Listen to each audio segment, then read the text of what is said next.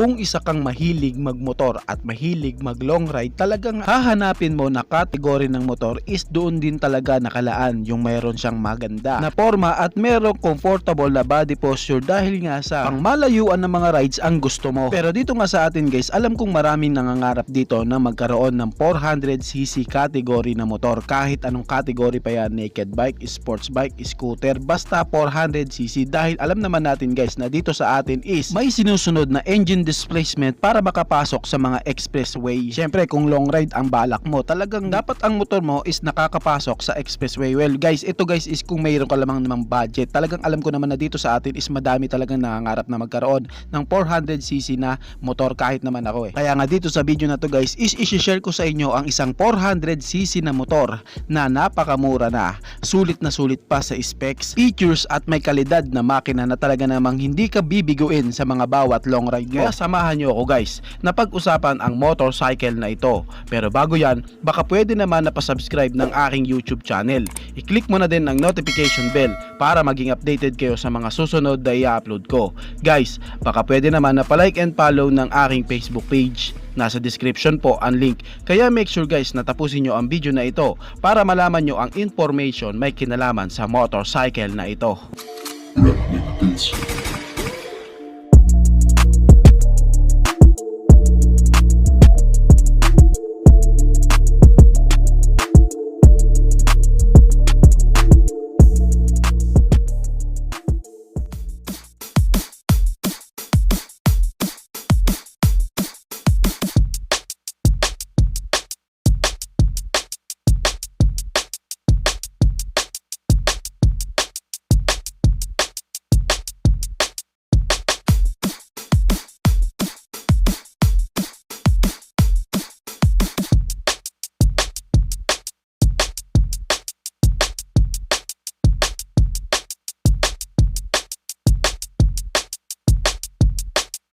Ang tinutukoy ko nga guys is walang iba kundi si Kawasaki Dominar 400cc UG. Ops, baka may umiyak dyan na magsabi na naku po, hindi naman Kawasaki yan Bajaj naman yan Okay, bibigyan natin ng correction yan guys. Ang motor na Dominar 400cc guys is nagmula po talaga sa brand na Bajaj sa bansang India. At dahil nga po si Bajaj is gusto niya nga pong i-market sa buong mundo ang kanilang mga unit na mga motorcycle, lalo na sa kanilang mga 400cc dito sa Asia, pumayag nga po si Bajaj na makipag-tie up sa kanya si Kawasaki dahil guys alam naman natin na ang Kawasaki ay isa sa malaki at malakas na motorcycle brand dito sa atin. Kaya doon na nga po pumasok si Kawasaki. Siya nga po ang tumulong kay Bajaj para ma-market ang mga motor nila dito sa atin. Kaya hindi rin biro guys na brand ang Bajaj, kasi guys hindi makikipag-tie up si Kawasaki kay Bajaj kung ang mga motor nila is talaga namang alam natin na hindi talaga pasok sa standard ni Kawasaki at hindi pa talaga ganon merong napapatunayan pagdating sa motorcycle industry. At dahil dito sa Pilipinas is talaga namang in demand ang mga 400cc, dahil dito sa atin is 400 pataas lamang po na motor ang pwedeng pumasok sa mga expressway. Talagang hindi tayo binigo ni Bajaj na idalhin dito ang Dominar 400 sa pamamagitan nga po ni Kawasaki. Ang motor nga po na Kawasaki Dominar 400cc is talaga makikitaan mo talaga ng napaka-unique na design at napakaganda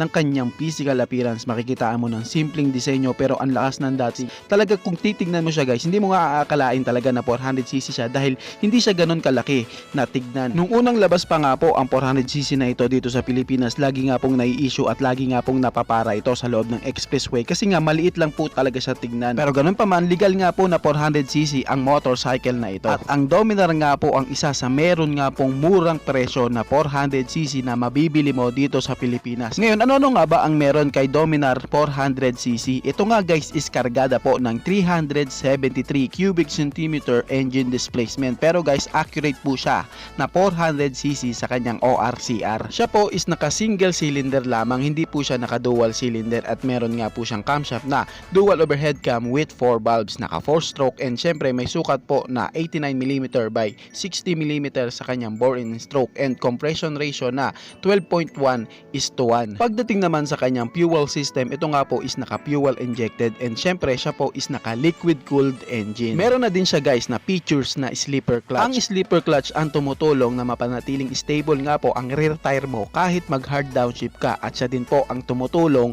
na maprotektahan ang mga gearing mo kapag nag hard downshift ka, and syempre nagbibigay nga po ng comfortability sa rider kasi po malambot ang kanyang clutch lever. At ang engine nga po ng Dominar 400cc is naka 3-port spark plugs, and syempre guys, pagdating naman sa kanyang fuel tank capacity, meron siyang 13 liters, at pagdating naman sa kanyang gas consumption, meron nga po siyang sukat na 30 km per liter na gas consumption. At syempre guys, pagdating naman sa kanyang wet weight, meron nga po siyang bigat na 187 kg. Kamusta naman sa kanyang power output? Pagdating nga po guys sa kanyang maximum power, meron po siyang 39.4 HP at 8,650 RPM, and meron naman siyang maximum torque na 35 Newton meter of torque at 7,000 RPM. And alam naman natin na kapag big bike, talagang yung tunog nito ang isa sa inaabangan. And syempre guys, pagdating kay Kawasaki Dominar 400cc, talagang sulit na sulit din naman talaga ang sounds nito kahit naka single cylinder lamang siya.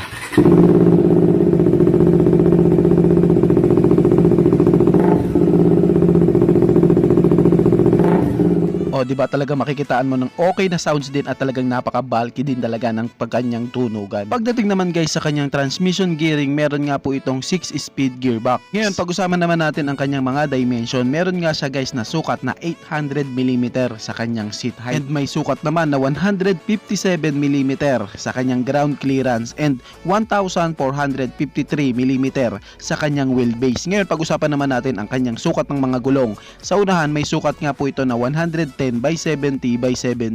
at 150/60/17 naman sa likuran. Ngayon, pagdating naman sa kanyang braking system, naka-disc brake nga po ito sa unahan and naka-disc brake din sa likuran. Single disc brake sa unahan, and ito nga guys is meron nga pong dual channel ABS, karagdagang safety features para sa rider. Syempre, pagdating naman guys sa kanyang suspension, ito nga po is naka-inverted fork sa unahan and naka-monoshock suspension naman sa likuran, na makakaasa kang meron nga pong magagandang play ng suspension. And pagdating naman guys sa kanyang mga ilaw, ito nga guys is naka full LED na nga po, and ang kanyang panel gauge is naka full digital na din. Sa kanyang panel gauge guys, talaga makikitaan mo ng sobrang unique nga po ng pagkakadesenyo, talagang napakaangas, at syempre dito rin makikitaan mo ang kanyang mga information sa kanyang panel gauge. Gustong gusto ko nga po guys yung design ng kanyang handlebar, yung kanyang pagka naked handlebar, na makikitaan mong upright position ka, kaya meron kang body posture na relax, comfortable talaga, at pwede talaga sa malalayong biyahe ang Dominar 400cc. And syempre guys, medyo malapad ang kanyang handlebar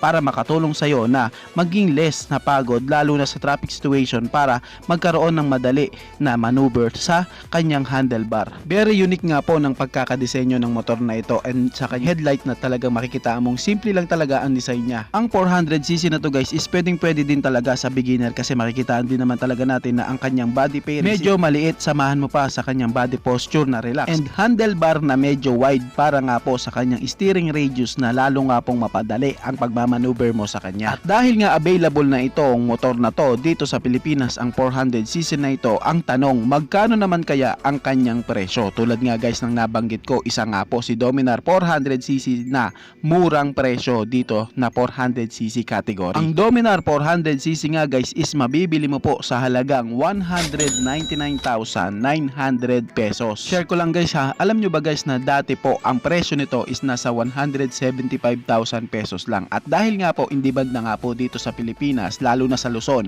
ang mga 400cc, syempre medyo nagtaas na po ang kanyang presyo. Pero kung titingnan, mura pa rin guys. Para sa 199,900 pesos, meron ka ng 400cc na motor na talaga namang sulit na sulit pagdating sa specs, features, pagdating din sa kanyang safety features, talagang makikitaan mo na merong unique na design at talagang kalidad na makina. Kaya masasabi ko din talaga guys na isa si Kawasaki Dominar 400cc Bajaj na sulit at murang 400cc na available na dito sa Pilipinas, ang Kawasaki Dominar 400cc. Kayo guys, ano ang masasabi nyo sa motor na ito? Paki-comment naman ang inyong reaksyon. Maraming salamat po. Bago matapos ang video na to guys, baka pwede naman na pahingi ng isang like mula sa inyo bilang pagsuporta sa ating munting video. Maraming salamat po. So pwede mo na rin i-share para din malaman ng iba nating mga ka-rider. Sa tingin ko guys is dito ko na lamang lamang po tatapusin ang ating vlog. I hope na nag-enjoy kayo sa aking hinandang video para sa inyo. Pinasisigla ko din kayo guys na i-subscribe ang aking YouTube channel. I-click mo na din ang notification bell para maging updated kayo sa mga susunod na i-upload ko. So dito ko na lamang po tatapusin. Maraming salamat po, Ichi Boy. Thank you!